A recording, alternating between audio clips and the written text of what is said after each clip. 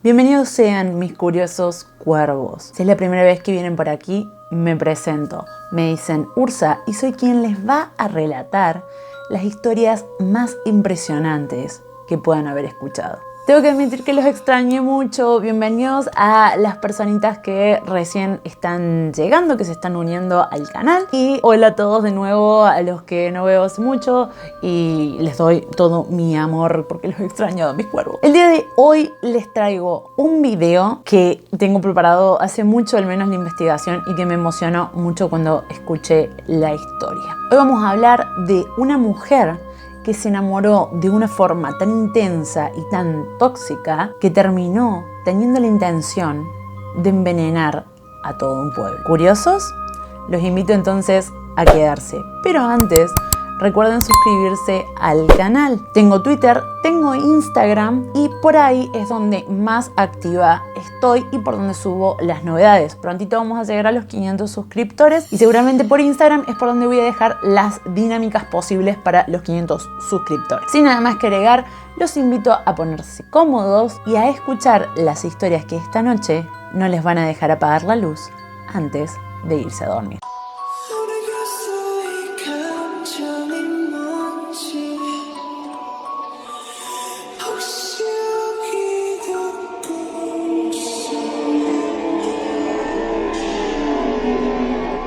Una mujer, ya entrados en sus 40 años, en la época victoriana, se encontraba paseando por la plaza de Brighton. Estaba ungida en sus pensamientos hasta que se cruzó con un hombre. Fue amor a primera vista. No tardó demasiado en averiguar que ese hombre era el médico del lugar. Ese día es cuando comienza nuestra historia, pero antes vamos a conocer un poco más a la perpetradora de este crimen tan extraño para la época. Christiana Edmunds nació el 3 de octubre de 1828. Su padre era William Edmunds, un reconocido arquitecto, y su madre, Anna Christiana. Un año después, en 1829, tuvieron un hijo al cual llamaron William. Luego tuvieron 2 hijas más y aparentemente cada que William volvía a la ciudad de sus viajes, dejaba embarazada a Anna de otro niño. Esto continuó hasta abril de 1833 y nació un niño al que llamaron Frederick Thomas. Pero en ese momento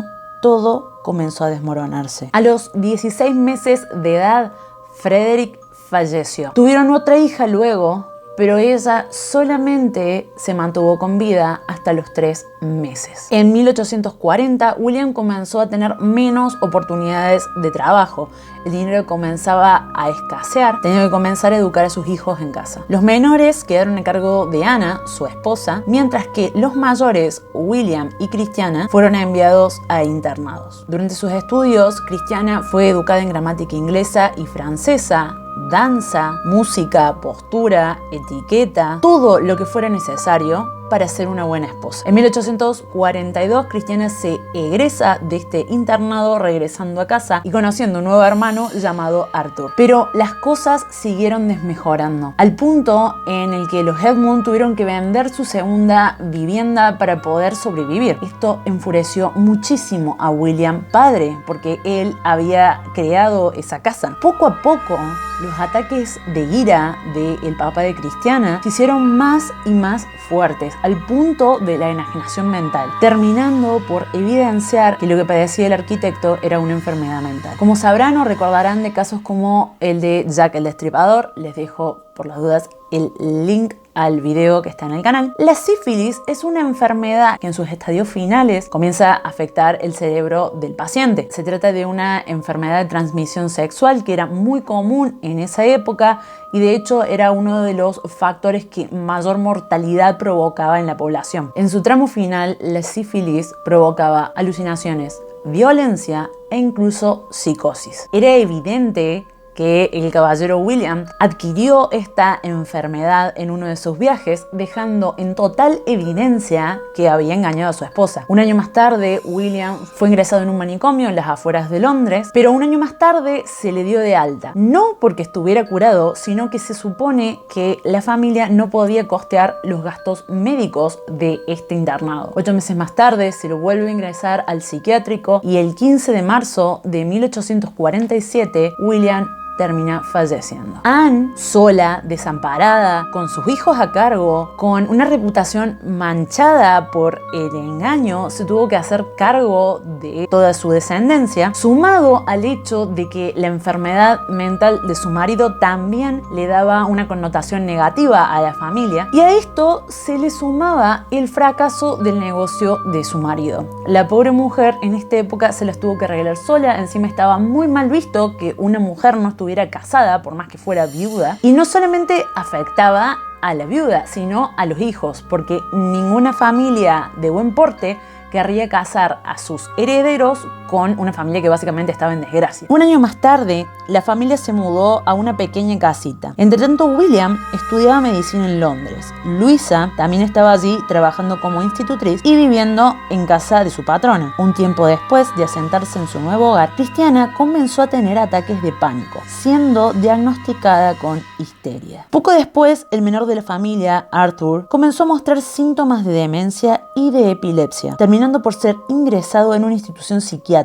Otra de las hermanas se casó poco tiempo después, quedando en la casa solamente Christiana y su madre. En 1866, Arthur murió en la institución psiquiátrica. Luisa lo siguió un año después. En 1867, Anne y Christine se mudaron a Brighton. Ahí es donde comienza todo. A pesar de que sus ataques de histeria mejoraron, por una u otra razón, Christiana en 1870 terminó asistiendo a la consulta del médico del lugar. Fue al cruzarse con él que terminó enamorándose a primera vista y concluyendo en visitarlo de manera frecuente. El médico de turno era Charles Baird. Algo sucedió en el espacio breve en el que se cruzaron sus miradas. Christiana se terminó enamorando. El afortunado en cuestión era un reconocido médico de la comunidad, un hombre de renombre, pero lo más importante, estaba casado y con 2 hijos. El doctor encontraba a su nueva paciente interesante y atractiva y experimentó el encanto que emanaba su persona, aunque no del mismo modo que deseaba a la dama. Por eso hay que admitir que fue un descuidado al permitir que ella le escribiese, y mucho más al descubrir el tono que tenían las cartas que escribiría Christiana. Si él hubiera zanjado esa correspondencia luego de recibir la carta que estaba encabezada con un "caro mío", tal vez la seguidilla de acontecimientos no hubiera ocurrido. El Dr. Baird demostró ser muy inocente al creer que las cosas podrían continuar como hasta entonces. Es cierto que no deseaba perder a una buena clienta, ya que sus visitas le proporcionaban considerables ingresos. Cualquiera fuese el motivo, adoptó la peor de las decisiones. Presentó a su esposa a Christiana. La mujer se convirtió en amiga de la familia. La correspondencia prosiguió y los términos empleados en ella, en vez de alarmar al esposo y padre de familia, le producían el efecto contrario. Guardó las cartas y las leyó una y otra vez hasta aprendérselas de memoria. Le provocaban un íntimo placer que no confesaba a su esposa. Christiana, animada por no ser detenida con su accionar, llevaba regalos a la esposa, que era el modo despectivo que usaba en las cartas. Uno de estos obsequios los llevó en el mes de marzo de 1871. Se trataba de una caja de bombones. Esa tarde, Christiana realizó la visita por la tarde sabiendo que la señora Baird estaba sola. Ambas mujeres pasaron a la sala de estar, mantuvieron una trivial charla sobre el tiempo, hasta que Christiana abrió la caja de bombones y se los ofreció. La esposa de Baird se negó a comer en ese momento los bombones y tal fue la insistencia de Christiana que hasta le metió un bombón en la boca a la mujer. Al morderlo, sintió inmediatamente un gusto metálico muy particular y totalmente desagradable, hecho que hizo que escupiera parte del bombón, pero también se tragó una buena porción. Al principio la señora Baird ocultó su estado, reconociendo en sí misma los síntomas de un envenenamiento. Finalmente, refirió lo ocurrido a su marido. Al principio, este no dio crédito a lo que oía, pero cuando su mujer se refirió a los agudos dolores de estómago que había experimentado y a las náuseas, se asustó seriamente, prometiendo que tomaría cartas en el asunto. Entonces, tal vez demasiado tarde, salió de su indiferente apatía, diciéndole a Christiana que no quería saber nada más de ella. Es importante aclarar en este punto que Cristiana provenía de una larga línea de enfermedades mentales de familia, por lo que cuando su hija comenzó con estas actitudes, la madre de Cristiana se sumió en una depresión de la que no pudo salir. Cristiana, totalmente dolida por la negación y por las acusaciones de su amado Dr. Berg, se negó a aceptar que ella había realizado eso. De hecho, escribió muchas cartas diciendo que ella también había sido afectada, que no era la culpable claramente, y que también había sentido los mismos síntomas que la esposa del doctor. Fue empecinada en limpiar su nombre que comenzó a trazar el plan que conocerán a continuación. El 28 de marzo de 1871, la mujer fue a la farmacia de Isaac Garrett. Se presentó con otro nombre y pidió comprar estricnina, un veneno muy fuerte que usaría para envenenar a unos gatos salvajes que estaban rondando su casa. En un principio, Garrett denegó la petición, alegando que la estricnina era un veneno demasiado fuerte para un par de gatos salvajes. Pero Cristiana, haciéndose pasar por la señora Wood, insistió que no había niños en la casa, que solamente vivían ella y su marido y que no habría ningún peligro de utilizar la estricnina para deshacerse de estos gatos. Finalmente, el farmacéutico le vendió el polvo venenoso. En aquella época no era complicado adquirir este tipo de venenos, pero lo que sí ocurría es que el farmacéutico tenía que dejar un registro de la venta con nombre, apellido, un contacto, es decir, una dirección donde encontrar al vendedor y un testigo. Además de que no podían venderle el veneno a cualquier persona, sino que debía estar básicamente recomendado por algún conocido del farmacéutico. El frasco del veneno tenía que estar correctamente identificado con una etiqueta grande y legible y además también tenía que figurar el nombre del vendedor. Fue así que Cristiana terminó yendo a un negocio de sombreros muy reconocido en la zona y pidió hablar con la dueña. En un principio fingió que iba a comprar un sombrero, pero finalmente le hizo la pregunta en plan de ¿podía servirme de testigo para comprar este veneno? Y le explicó el mismo cuento que le hizo al farmacéutico. La dueña era una mujer muy reconocida, de buena familia, con una buena posición, y finalmente fue convencida por Cristiana y firmó aceptando como testigo de que ella daba su palabra por esta mujer. Una fría mañana de marzo de 1971, Cristiana Edmunds entró en el jardín de Spring Gardens con la intención de comprar un periódico, o eso parecía. Se lo compró un joven llamado Benjamin, un joven que distribuía los periódicos por la ciudad. Le ofreció unos bombones que supuestamente venían de un chocolatero local, Maynard. Los tomó, uno para él y otro para su amigo Henry, quien no pareció tan encantado al ver el bombón y lo escupió rápidamente porque decía que sabía mal y que tenía un sabor amargo. Poco después, Henry empezó a encontrarse muy mal. Sentía como si su garganta le quemara de pronto. Comenzó a sentir náuseas y calambres, y los brazos y las piernas comenzaron a quedarse rígidos. 2 días más tarde, su madre lo llevó al hospital, y tras una semana de cuidados intensivos, Henry comenzó a recuperarse. El caso es que, extrañamente, no fueron capaces de hacer la conexión de su enfermedad con los bombones que le habían dado. El plan de Cristiana era hacer que el dueño de la pastelería Maynard pareciera el perpetrador del crimen. Quería culparlo de la distribución de bombones envenenados en el pueblo y de esta manera podría limpiar su nombre frente al doctor. Pero hasta ahora, ella y la esposa del doctor eran las únicas que habían sufrido el supuesto envenenamiento y Cristiana debía arreglar eso. Luego de su fracaso, la mujer vuelve a Spring Garden y escoge como víctima a Emily Baker, una niña de apenas 9 años. La pequeña estaba jugando en el jardín fuera de su casa, a lo que Cristiana se acercó a ella y le ofreció bombones para para que probara. La niña comió de ellos, pero también sintiendo este sabor metálico los terminó escupiendo. Cristiana no se quedó a ver el desenlace de esto, sino que desapareció de la escena del crimen. Luego de un par de días, Cristiana regresó a la casa de la niña y tuvo la caradurez de tocar la puerta de la casa y preguntar por el estado de salud de la niña. Cristiana se hizo pasar por una asistente de la iglesia, una voluntaria, que estaba averiguando y haciendo una encuesta para saber el estado de los habitantes de la casa, ya que en la zona había muchas personas que se estaban enfermando. Atendió la mamá de esta niña, que le dijo que su pequeña había estado vomitando 3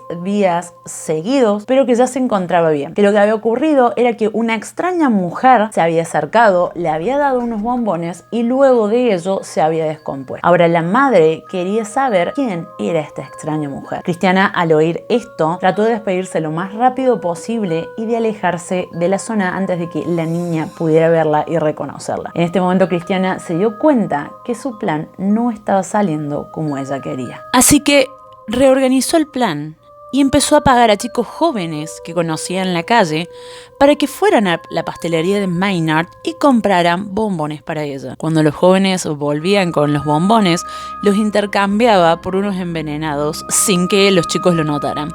Y le decía que se habían equivocado de chocolates y se los hacía devolver. De esta forma, los chocolates quedaban nuevamente en la tienda. Pero Cristiana era muy ansiosa y se presentó en Maynard para quejarse de que su amiga se había enfermado por comer los bombones. El pastelero era un hombre muy meticuloso, por lo que invitó a la mujer a analizarlos. Julius Caesar, un químico de la ciudad que estaba situado justo al girar en la esquina de la pastelería, conocía la reputación del pastelero y también puso en duda esta declaración. De hecho, no le creyó hasta que él mismo se metió un bombón en la boca, donde reconoció el sabor metálico. Mientras tanto, Cristiana, con su sistema de intercambio de bombones por otros adulterados, el 15 de abril volvió a la farmacia del señor Garrett y compró strychnine. Y esta vez lo justificó diciendo que tenía que matar a un perro viejo que poseía. Así que el farmacéutico le volvió a vender veneno. El 27 de mayo, las criadas de Cristiana la habían visto cerca del perro del vecino. Horas más tarde encontraron al pobre animal muerto y retorcido en una mueca de dolor. Tomaron al animal, lo llevaron a un taxidermista y descubrieron que efectivamente había sido envenenado y que estas características físicas que tenía el cadáver del animal eran simplemente delatores del hecho de que el perro había sido envenenado. El 12 de junio, Charles Miller se bajó del tren y fue a la pastelería Maynard para comprar una caja de bombones que llevaría a su familia. Al llegar al domicilio de su hermano, su sobrino Sidney Baker, un niño de 4 años, tomó uno de los bombones y se lo comió íntegramente. 20 minutos después, Sidney falleció a causa de fuertes dolores de estómago. Cuando llegó el detective William Gates, el médico le dio la bolsa de bombones y le dijo que estaba muy seguro que esos chocolates eran los que estaban alterados con el veneno. Al día siguiente se le realizó una inspección post-mortem al niño. El cadáver presentaba varios síntomas típicos del envenenamiento, sobre todo por la rigidez en las extremidades y una congestión cerebral claramente producida por el veneno. Lo que no sabían era qué veneno y cómo lo habían filtrado en los chocolates y en dónde, o sea, de dónde provenían. Así que cogió una muestra del contenido del estómago de Sidney para poder analizarlo posteriormente. Durante la investigación, varias personas acudieron a declarar que se habían sentido enfermas después de probar. La policía acudió a interrogar al tendero a propósito de obtener muestras de ambas clases de bombones. El pobre hombre, muy apenado, les informó que había arrojado todos al fuego. La noticia del pequeño Sidney llegó rápidamente a las manos de la prensa, que se encargó de expandirla por la ciudad. Poco a poco, los casos de intoxicación comenzaron a salir a la luz. Al ser relacionados con la muerte del pequeño, entonces, Cristiana no podía estar más conforme hasta que recibió una carta de la policía, citándola a declarar como testigo y posible víctima. Por su parte, el desgraciado dueño de la tienda también realizó su declaración, con el exhaustivo trabajo y precaución que tenía con los bombones que preparaba. Por suerte, el jurado exoneró de toda culpa del asesinato de Sidney Miller, pero de cara al público dio la impresión de que el señor Maynard sí había sido culpable. Esta situación le fue suficiente a Christiana para escribirle una nueva carta al doctor, insistiendo sobre su inocencia y que merecía una disculpa al respecto. Pero el doctor no le respondió. Por ello, la mujer llegó a la conclusión de que debía esforzarse aún más para obtener el perdón del caballero. Escribió 3 cartas de supuestos diferentes emisores al padre de Sidney, tratando de avivar la hoguera con respecto a la muerte del niño. Pero el hombre más que nada se alarmó por lo extrañas que eran aquellas epístolas y se dirigió a la policía. Christiana estaba desesperada por conseguir más veneno, pero no podía ir a la farmacia de Garrett porque había dicho que se mudaría de ciudad. Por esta razón, ella le escribió fingiendo ser otro farmacéutico que le decía que se le habían acabado sus reservas de estricnina y que necesitaba comprárselas. Garrett no cayó en esta farsa y se negó a venderle la estricnina al falso farmacéutico. Al no salirle bien esta jugarreta, Christiana fingió que era uno de los médicos forenses, pidiéndole el libro de registros de venenos, ya que esa era su principal debilidad, era la prueba de que ella había adquirido el veneno en esta farmacia. Esta vez sí le salió bien la jugarreta y por medio de un muchacho que Christiana contrataba, recibió el libro en sus manos. La mujer, al tenerlo, arrancó la hoja anterior y la hoja posterior a sus acciones. Tenemos que comprender que a estas alturas Christiana ya estaba delirando y su salud mental no era la mejor. Una vez hecho esto, cerró el libro, se lo devolvió al muchacho y el muchacho se lo entregó al farmacéutico. Pero aún necesitaba conseguir el veneno. Christiana consiguió el contacto de otro farmacéutico que estaba pronto a retirarse de la ciudad y a vender toda su mercancía. El farmacéutico en cuestión era Samuel Bradbury, que cayó en la jugarreta pensando que justamente se trataba de otro farmacéutico que compraría todas las reservas y sobras que le quedaban de arsénico. Le vendió esto y finalmente Christiana consiguió más veneno para su plan. Al poco tiempo, Christiana realizó un viaje a su ciudad natal con la excusa de visitar a un grupo de amigos. Mas cuando estuvo allí, envió varios paquetes a Brighton con tartas dulces y frutas envenenadas. Sus blancos eran la mujer del doctor, el farmacéutico, el abogado del caso, un médico cirujano y por último se envió un paquete para sí misma. Pero para desgracia de Christiana, la mayoría de sus víctimas terminaron siendo las criadas del servicio doméstico. La mujer, para continuar con el plan, debió ingerir parte de una de las tartas, terminando por descomponerse, y así informó a las autoridades. A estas alturas, el comportamiento de la mujer comenzaba a ser sospechoso, sumado a que durante las investigaciones habían logrado recaudar la información que siempre, cerca del lugar de los hechos o relacionados directamente con ellos, había una mujer que extrañamente se adecuaba a la descripción de Christiana. Poco a poco, la mujer comenzó a convertirse en la principal sospechosa del crimen. En pos de afianzar o descartar esta teoría, el detective encargado del caso visitó a la mujer, que aún continuaba enferma debido al autoenvenenamiento. Allí le pidió la nota que vino con la tarta y al entregársela, ella remarcó que el asesino había escrito mal su nombre. Días después, el detective envió una carta pidiéndole a Christiana que le facilitara la fecha exacta en la que había visitado la pastelería. Este dato ya lo sabía, pero al recibir la carta y con todas las pruebas que había recaudado, envió las epístolas a un grafólogo para que las analizara. No fue una gran sorpresa cuando se comprobó que todas las cartas provenían del mismo autor. Entonces se lanza una recompensa de 20 libras para quien diera información sobre el caso. Es ese el momento en el que el doctor se presenta a la policía, cuenta lo sucedido con los bombones y su esposa, y así, finalmente, el detective con todas las pruebas se presenta en la casa de Christiana para arrestarla. Semanas más tarde, a lo que ya tenían, se sumó el testimonio del farmacéutico y el libro de registros que terminó por hundir a Christiana. El juicio comenzó el 15 de enero enero de 1872. Cristiana comenzó declarándose no culpable. La defensa ni siquiera se molestó en refutar esto, sino que apuntó directamente a apelar a la enajenación mental que padecía Cristiana. Sumado esto al historial familiar que ella tenía, durante el juicio, Cristiana se mostró completamente fría y ajena a la situación. Tan solo mostró emoción cuando su madre subió al estrado para declarar. Por lo demás, parecía totalmente imperturbable. Tras las exposiciones, el jurado se retiró a deliberar de manera agresiva aproximadamente por 1 hora y volvieron con el veredicto. Se declaró a Cristiana Edmonds culpable por todos los cargos y el juez la condenó a muerte. El juez preguntó si había algún motivo por el cual no pudiera ser ejecutada y Cristiana dijo que estaba embarazada. Era evidente que era mentira, pero el protocolo dictaminaba que debía ser examinada, cosa que hicieron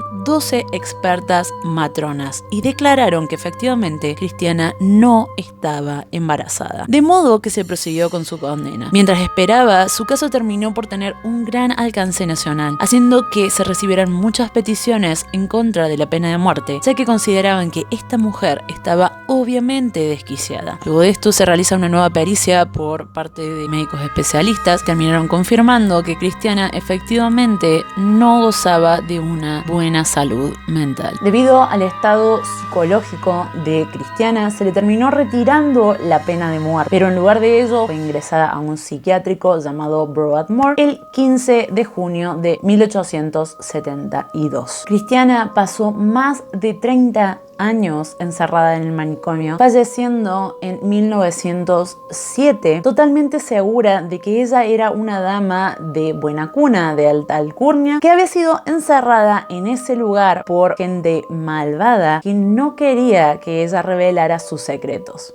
Espero que les haya gustado este video. Les pido disculpas por los cambios de encuadre, because gatitos, entonces tuve que cortar parte del video y terminar haciendo que entraran las bestias, pero bien, eso es todo. Recuerden que si aún no se han suscrito al canal, es súper fácil, es gratis y simplemente tienen que tocar el botoncito de suscribir y activar la campanita. Me ayudaría mucho que compartieran este video en sus redes sociales si les ha gustado. Desde ya espero que hayan disfrutado del video de hoy y les dejo la pregunta del día. ¿Cuál creen que fue el error más grande de Cristiana que provocó que la descubrieran? Dejen su opinión en los comentarios. Sin nada más que decir, me despido por ahora. Nos vemos la próxima.